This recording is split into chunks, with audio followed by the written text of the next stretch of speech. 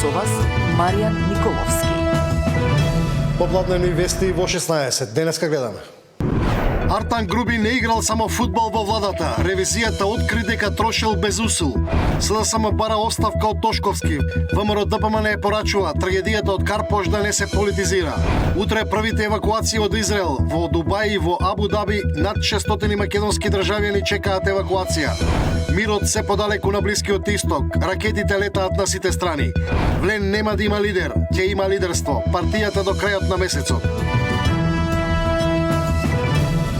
Овие вести детали за извештајот на Државниот завод за ревизија за работата на Министерството за политички систем. Добар ден, останете овде, почнуваме веднаш.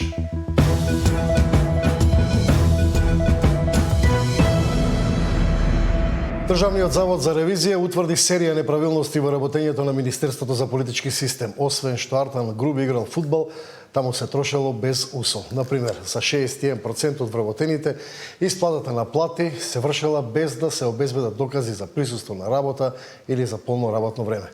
Зоран Јаневски во овие вести, кои се другите детали? Да, долг е списокот на неправилности во работата на Министерството за политички системи и односи меѓу заедниците констатирани од Државниот завод за ревизија.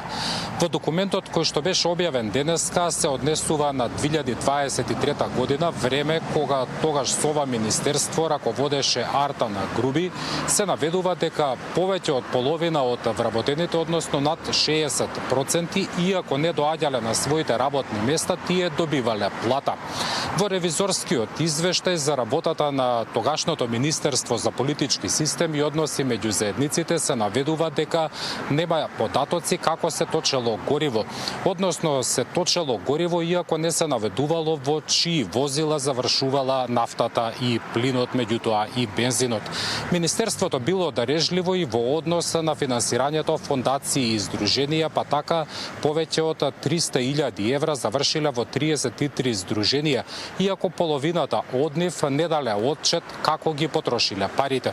Сепак за се она што е констатирано од страна на ревизијата на Државниот завод за ревизија гледаме во прилогот. Плата без да се доаѓа на работа, гориво за сопствени возила и исчезнати компјутери. Ова се дел од неправилностите во работата на Министерството за политички систем и односи меѓу заедниците во време кога ресорот го водел Артан Груби. Пропустите ги открива извештајот на Заводот за ревизија која анализирал работата за 2023 година. Според ревизорите, над 60% од вработените во Министерството земале плата без воопшто да работат. За 61% од вработените исплатата на плата се врши без да се обезбеди доказ за присутност на работа и за полно работно време и покрај воспоставената електронска евиденција на работното време за вработените. Сомнителни трошања се утврдени и при одбележување на годишнина од Охридскиот рамковен договор и Денот на албанската азбука. Министерството немало документи за покривање на трошоците за скоро 85.000 евра. Нема податоци за број на гости, ноќевања или ангажирани експерти, па не може да се утврди како се потрошени парите. Според извештајот не се штедело на финансирањето здруженија и фондации. Во една година биле распределени 320.000 евра, но без контрола како се трошеле парите. Од вкупно 33 здруженија и фондации, половината или 17 од нив треба да извршат поврат на средствата во буџетот на државата во износ од 19.000 евра, од причина што не доставиле докази за трошењето на средствата. Неправилности има и кај тендерите. Фирмата што ги сервисирала возилата понудила исклучително ниска цена за работен час од 0,01 денар, ама деловите ги наплаќала неколку пати повисоки од пазарните. Во меѓувреме неконтролирано се точело гориво. Со пари на Министерството се полнеле резервоари, ама не се запишувало чии биле возилата. На име трошоци за нафтени деривати, исплатени се средства во износ од 516.000 денари, без да се врши контрола на регистарските таблици, поради што овозможено е моторни возила кои не се во сопственост на Министерството да полнат гориво. Ревизорите посочуваат и дека за одржување на системот за ладење и греење на објектот биле исплатени 10.000 евра, ама без евиденција какви услуги се извршени. Дополнително од Министерството исчезнале 30 лаптоп компјутери, а се изгубила и трагата на побарувања во вредност од 34.000 евра кои ги земале вработените, но не е јасно по кој основ и дали се вратени. Извештајот на ревизија доаѓа по една недела откако Груби, кој во анализираниот период раководеше со Министерството за политички систем, беше уапсен на граница и во домашен притвор го чека обвинението за злоупотреби во државната лотарија. Зоран Јаневски, Сител телевизија. СДСМ бара оставка од Тошковски. ВМРО ДПМН порачува трагедијата од Карпош да не се политизира. Влен нема да има лидер, ќе има лидерство. Партијата до крајот на месецот.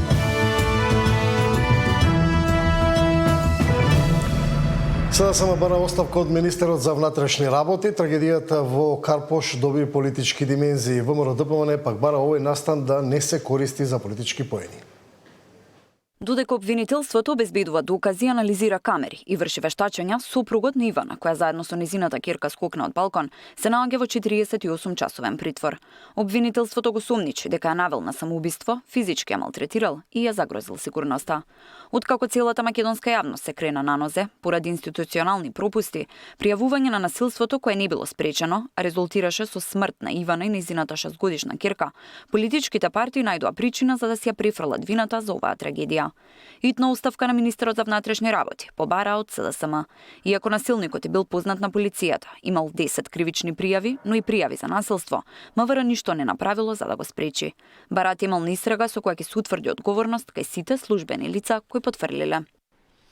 Институциите биле алармирани, било пријавувано, имале сознанија, имало индиции за ризик и со нивната несоодветна реакција не ги заштитиле жртвите.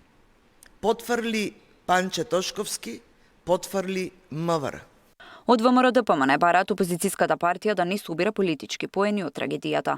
За разлика од порано, велат, виновниците сега имаат имиња и презимиња. Срамно и безобразно е соопштението од страна на СДС во однос на трагедијата која се случи во Скопски Карпош. Истата партија, да потсетиме дека обично кога се во опозиција, трагедиите ги користи стрикно за собирање на политички поени, а не за да покаже емпатија. Случајот со Нешковски, Малата Тамара, Диво населје, Смилковско езеро и многу други се случаи кои СДС пред да дојде на власт со Заев и Филипча ветуваше правда и велеше дека ќе обелодени некаква вистина која била криена по повод овие трагедии. СДС со Заев и Филипча кога дојде на власт заборавија на се како да имаат амнезија, соопшти од владеачката партија. Во меѓувреме и денеска полицискиот билтен исполнет со пријави каде сопрузи физички ги нападнале своите жени. Во 10 часот утринава на службен разговор во полициската станица во Киселавода бил повикан 39 годишник од Скопје дека синоќа во семејниот дом физички ја нападнал неговата 22 годишна сопруга. Во истата станица денеска службен разговор бил извршен и со друг 49 годишен скопјанец дека на 1 март во домот физички ја малтретирал 40 годишната сопруга. Измените на кривичниот законник за гонење на насилникот по службена должност стапија на сила пред речиси 1 месец. Со нив полицијата може да го гони оној што физички малтретира и без жртвата да го пријави. Министерот Тошковски вчера најави дека ќе испрати телеграма до сите полициски службеници да ги викаат на разговор потенцијалните насилници. Но како ќе тече понатамушната постапка за насилниците со новите измени покрај информативниот разговор, останува да се види. Тамара Дичаска. Од залив од Иран има сериозни економски последици, цената на нафтата расте. Владата пак уверува дека состојбата се следи. Мерки ќе има ако има драстично поскапување. Светот стравува од инфлација, кај на состојбата будно се следи. Случувањата на Блискиот Исток и рече се запрениот проток на енергенси низ Ормудскиот теснец, за скоро ќе ги даде првите непосакувани ефекти, нивно поскапување. Аналитичарите веќе ги прават проценките. Според Goldman Sachs, ако конфликтот трае 1 месец, цената на нафтата ќе се зголеми од 10 до 12 долари за барел. Гасот пак, кој утринава го достигна 3-годишниот максимум, би можел да поскапи и до 130%. Стравот го подгрее запирањето со производство на најголемиот производител на течен газ, Катар Енерджи, откако Иран со дронови ги нападна неговите постројки. Македонските власти засега велат дека состојбата не е загрижувачка. Секојдневно се следи и ако цените на нафтата одат нагоре, ќе се преземат мерки. Меѓународните анализи покажуваат дека цените уште се стабилни и ако одат, например, впрочем, ако се зголемува цените, постои можност за многу краток период да се стабилизираат. Стоиме тука пред сите граѓани и транспарентно ќе донесеме, соодветно ќе действуваме одма ако се произлегува некоја криза од ситуација. Соседството го вклучи алармот. Српскиот председател Вучич најави мерки за обезбедување енергетска стабилност. Ке ги објават деновиве. Форбс пак излезе со проценка колку ќе чини американската интервенција врз Иран.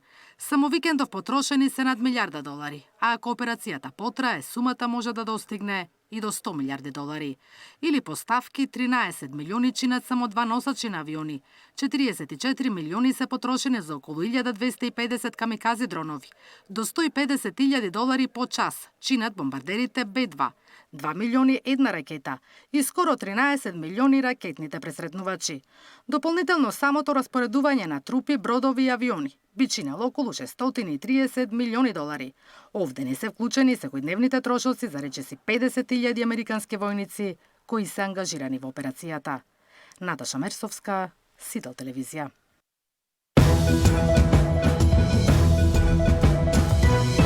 Кои технолошки иновации представени на Светскиот конгрес во Барселона можат да се очекуваат во Македонија? Како вештачката интелигенција ќе ги подобри мобилните услуги? Што значи договорот на Deutsche Telekom со Starlink? Тема на денот со Горан Марковиќ, извршен директор на Македонски Телеком.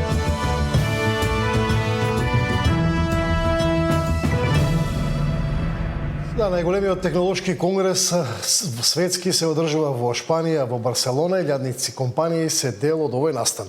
Фокус секако е употребата на вештачката интелигенција. Славица Арсова е во Шпанија.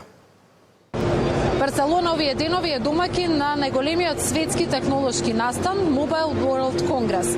Илјадници компании овде ги представуваат своите најнови и најиновативни решенија, очекувано оваа година со фокус на потребата на вештачка интелигенција. Deutsche Telekom е овде еден од најголемите представувачи на своите иновативни решенија, поврзани со потребата на вештачката интелигенција, од AI асистенти до VI научари, многу решенија кои што треба да го олеснат животот на корисниците. Прашањето е кога и дали тие ќе станат достапни и за македонските корисници.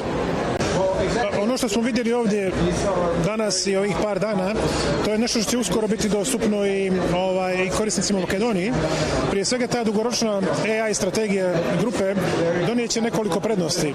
Jedno je da imat ćemo bolje digitalne servise, imat ćemo bolju bezbjednost, da kažem cyber security, nove mogućnosti za biznise i mnogo automatizovanije mreže. To su neke glavni pravci koje ste mogli vidjeti ovdje na štandu i to je ta prednost pripadnosti velikoj grupi. Mi smo velika kompanija u Makedoniji, ali smo izuzetno mala kompanija u ovoj velikoj grupi. I negdje na tome treba da nađemo koristi za makedonsko tržište, da te stvari koje jedna velika grupa radi globalno i kao što vidite jako je prisutna u Barceloni, možda mislim da smo predstavili neke od najvećih inovacija na samom sajmu, kako da iskoristimo to da podignemo kvalitet i usluge korisnicima u Makedoniji, ali da otvorimo neke nove biznis šanse. Mislim da je to jako bitno i za ekonomiju i za generalni razvoj društva.